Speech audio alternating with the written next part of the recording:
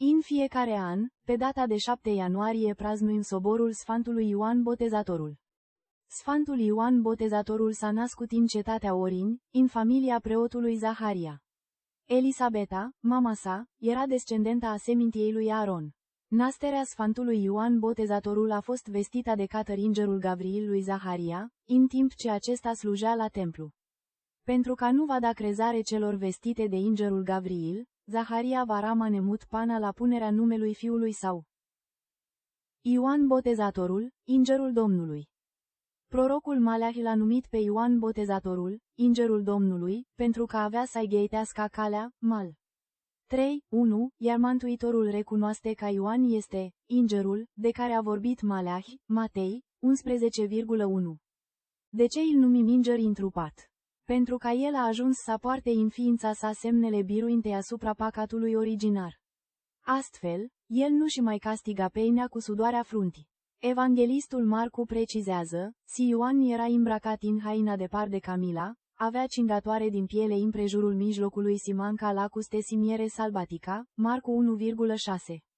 Această prezentare ne descoperă marele ascet din Ioan, care învinge în ființa sa inclinatile spre păcat și devine vrednic să-l vestească lumii pe Hristos. De aceea nu-i întâmplător că este reprezentat pe usile împăratești ale altarelor ortodoxe, cu aripi de înger. Misiunea Sfântului Ioan Botezatorul. Sfântul Ioan Botezatorul a avut menirea de a pregăti poporul pentru primirea lui Mesia și de a-l descoperi și a-l face cunoscut lui Israel. Evanghelistul Luca notează, cu o extremă precizie, data la care Ioan Botezatorul a început să predice, în al 15-lea an al domniei cezarului Tiberiu, pe când Pontiu Pilat era procuratorul Iudei, Irod tetrarh al Galilei, Filip, fratele său, tetrarh al Tinutului Trahonitidei, iar Lisanias tetrarh al Abilenei, în zilele arhiereilor Ana și Caiafa, a fost cuvântul lui Dumnezeu către Ioan, fiul lui Zaharia, în pustie, Luca 3, 1-2. Rolul Sfântului Ioan Botezatorul a fost acela de a trezi pe Israel din idolatrizarea legii, de a naște în ei credința în Hristos. El îi începe predica cu aceleași cuvinte ca și Mântuitorul, Pochetiva, ca s-a apropiat împărația cerurilor, Emt 3:2. Le atrage atenția că nu este de ajuns să faci parte din poporul ales de Dumnezeu pentru a primi mântuirea.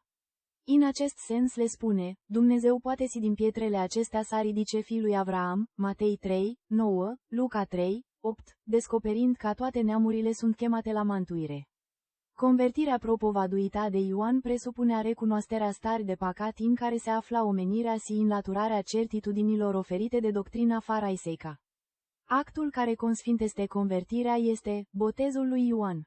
Acest botez, numit și al pocăintei, nu dăruia iertarea păcatelor, dar presupunea cainta pentru păcatele savarsait și astfel, pregătea sufletul pentru primirea iertării. Misiunea principală a Sfântului Ioan Botezatorul era să pună înaintea ochilor minții realitatea păcatului și să trezească dorința de ispasire, urmând ca Mântuitorul care avea să vină, să le descopere celor convertiti calea pe care să o urmeze. Ca Ioan Botezatorul reușește să zguduie conștiințele, o arată Sfântul Evanghelist Luca când spune, poporul era în așteptare, Luca 3:5, și toți se întrebau dacă nu cumva Ioan este Mesia. Pentru a înlătura orice ispita care facea posibilă confuzia că Ioan este Mesia cel așteptat, va spune, eu vă botez cu apa spre pocăința, dar cel ce vine după mine este mai puternic decât mine. Acesta va boteza cu Duh Sfânt și cu foc, Matei 3:11. Si va încheia prin a spune, cel care vine după mine a fost înaintea mea, pentru că mai înainte de mine era, Ioan 1:15.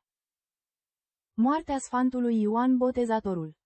Din Evanghelie cunoaștem că Irod, la un ospat prilejuit de sărbătorirea zilei de naștere, a tăiat capul Sfântului Ioan Botezatorul, la cererea Irodiadei. În acea vreme, Sfântul Ioan era întemnitat în castelul lui Irod de la Maherus. Ioan îl mustrase pe Irod pentru traiul lui nelegiuit cu Irodiada, care era soția fratelui său. În ura ei de moarte, Irodiada a sfătuit-o pe Salomea, fiica ei, care dansase și plachius oaspetilor și îndeosebi lui Irod, să ceară de la acesta capul Botezatorului ca răsplata. Moastele Sfântului Ioan.